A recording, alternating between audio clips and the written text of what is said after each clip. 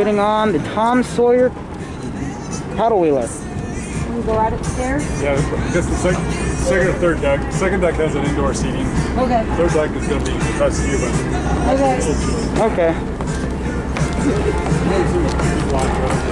Wow, this is so cool.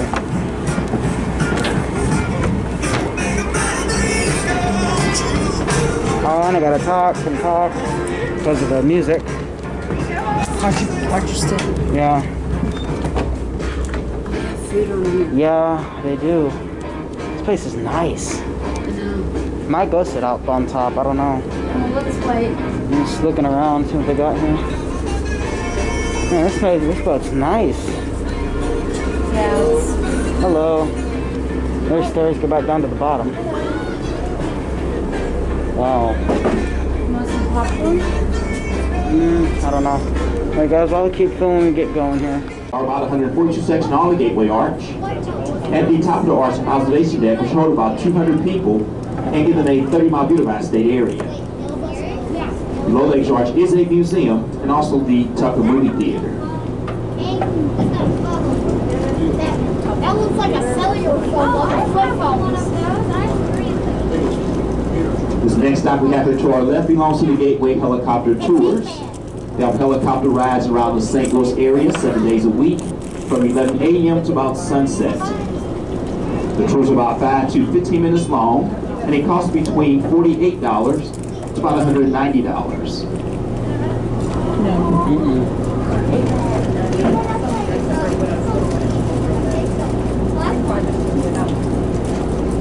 Oh wait, no. Wait, let's make a secret.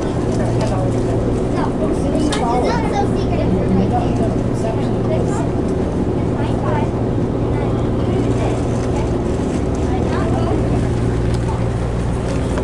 I'm just going to recount. Yeah, I know.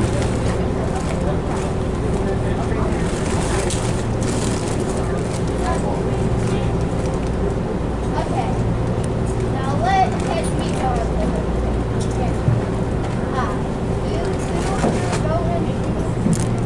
Look to your left once again, just about the top of the to street level right here. You'll see a statue. It's a statue of Lewis and Clark. The statue weighs about 2.5 tons, stands about 23 feet tall. It was dedicated back September 2006 to celebrate the bicentennial of the Lewis and Clark return to St. Louis.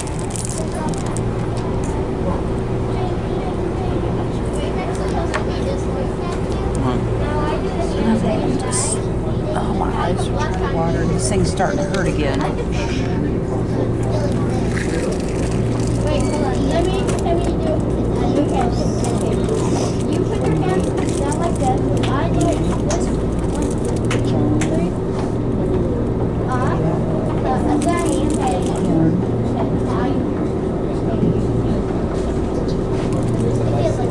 The bridge ahead of us is known as the Eads Bridge, designed and built by a famous engineer by the name of James Buchanan Eads. Built at a cost of about $6 million, it was the first railroad link across the east and west here in St. Louis.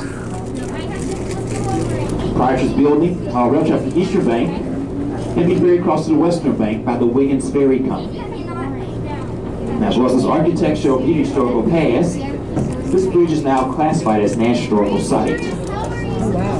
Construction of the bridge began back in 1864 and was completed on June 14th of 1874. It is over 140 years old and is still in use today. As it near completion, there were a lot of engineers told Ms. Eads' bridge is unstable and that it will fall down the first load of traffic. They also told Ms. Eads' bridge is built upside down. Now, they'd never seen a bridge built like this before, and they had no proof to prove that it could support its own weight or the weight of traffic that would travel back force across. Well, on July 4th of 1874, Mr. Eads hired 17 locomotives and 1 elephant to go back forth across the bridge to prove stability. You can see it survived that test. It also survived a test of time, as the bridge is still standing in use today. Now, they have renovated this bridge. They painted the superstructure, replaced the rail deck, and also did some road work to the top deck. That project cost about $36 million. And that lower rail deck has been replaced with a light rail system known as Metrolink. And just a few moments, you might see those light rail cars come across this bridge. So this is what we're gonna go across later. Wow.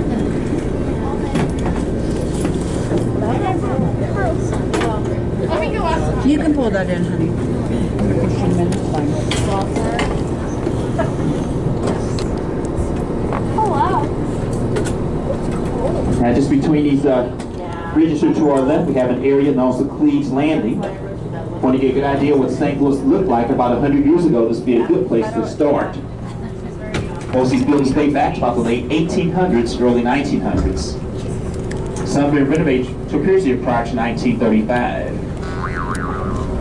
Inside the land you find anything such as nightclubs, bars, restaurants, and shops. Now, just behind the Cleves Landing to your left, you see a large dome building. That's the Dome at America Center. It's placed here back in 1995, and it can seat about 70,000. Now, it's once called the Edward Jones Dome. That was home to the St. Louis football Rams. Now, you may recall the Rams left St. Louis a few years ago to go back to Los Angeles. And a lot of St. Louis fans found out what the NFL really stood for, which meant not for long. Somebody didn't close the door. Oh, yeah. Yeah, so we used to have to rebuy new hotels like back in our Midland Rams. Like, sure, no worries. The bridge you have above our heads is known as the Dr. Martin Luther King Jr. Memorial Highway Bridge. Formerly known as the Veterans Bridge, dates back to about 1951. Until 1843, this location of the bridge, it marked the northbound city of St. Louis. This was mapped out by our city's founder here in Cleve back in... Check it out, guys. It's an old electric plant. Looks like it still works too. There's downtown St. Louis, Missouri. You're technically traveling on the border. On May the 17th of 1849, a small steamboat by name White Cloud started the very prior city of St. Louis. This boat was moored just above the Eads Bridge now to our right.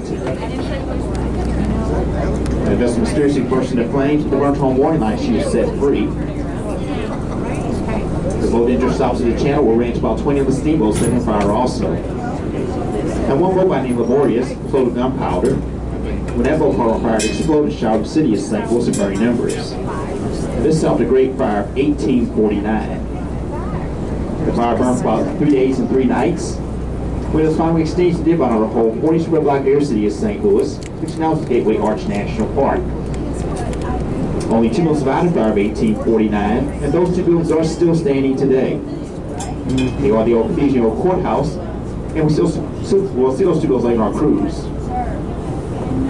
These buildings survived this fire due to the excellent volunteer firemen by the Captain Thomas Targhee. They realized just how important these 2 buildings were, so they rushed south out of St. Louis to a spot by name Jefferson Barracks. Now they had tanked some explosives, came back to the city of St. Louis, and began to blow up all the burning buildings that surround the old Cathedral Courthouse. This created a firewall to help save these 2 buildings. Unfortunately, during the fire of 1849, Captain Thomas Targhee lost his life to a premature explosion. Today's a fireboat named his honor, as well as a second boat named the White Cloud, who both started all the commotion. Out of this fire came 2 very important ordinances. First of all, the boat on St. Louis was more than 20 pounds of gunpowder at one time. Secondly, every building in the downtown area had to be made of brick and masonry construction. The gold ball and the gold cross on top. That is the old cathedral when the building survived a fire of 1849. The church is built on land that was set aside by our city's founder here in the Cleve to be for church property. That's the 3rd church to occupy that spot. The first dates back to about 1770. Downtown St. Louis. Wow. There's the Gateway Arch.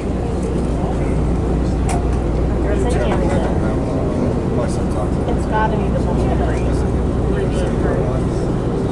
So beautiful. Wow, guys, there's the old Missouri State Capitol building, which is now Jefferson City. And then right there, right in between the arch. Wow. We were just up there not too long ago.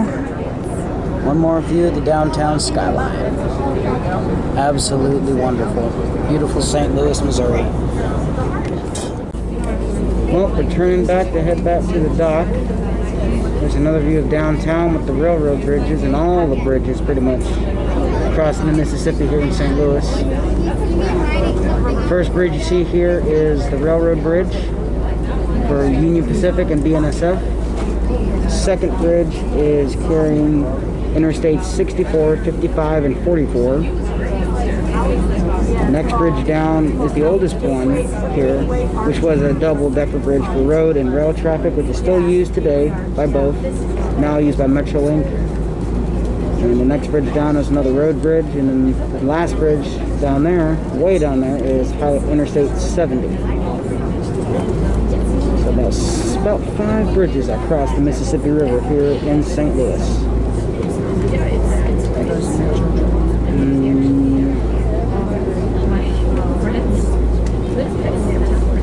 So this is on the Mississippi River, the Missouri and Illinois state line. And later on we'll take the Metrolink across the river so we can be in Illinois. So technically this is not a true paddle wheeler. It is actually motor driven. It's going for show, but there's just what your paddle would somewhat look like. You're ready to go back into the train track. But yeah, here on the muddy Mississippi.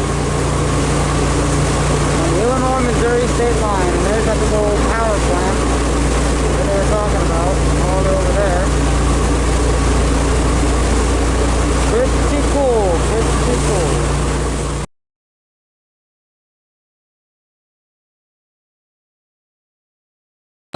Alrighty guys, we're going to take the Metrolink over to Illinois. This is a pretty full house.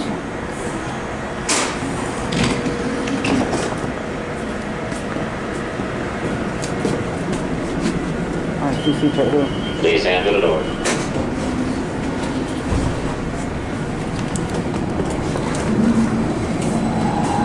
Almost second. Just get off at the next station.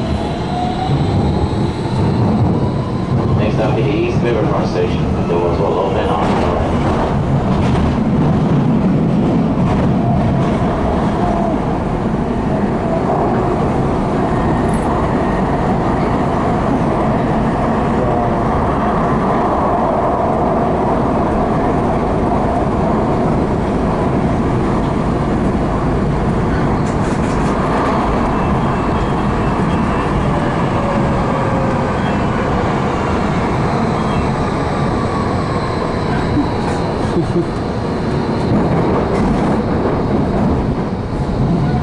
Go to the East Riverfront Station. The doors will open on the right.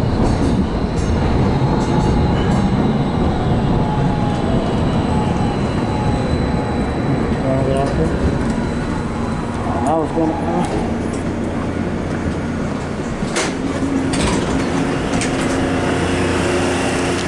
Well, we're in Illinois.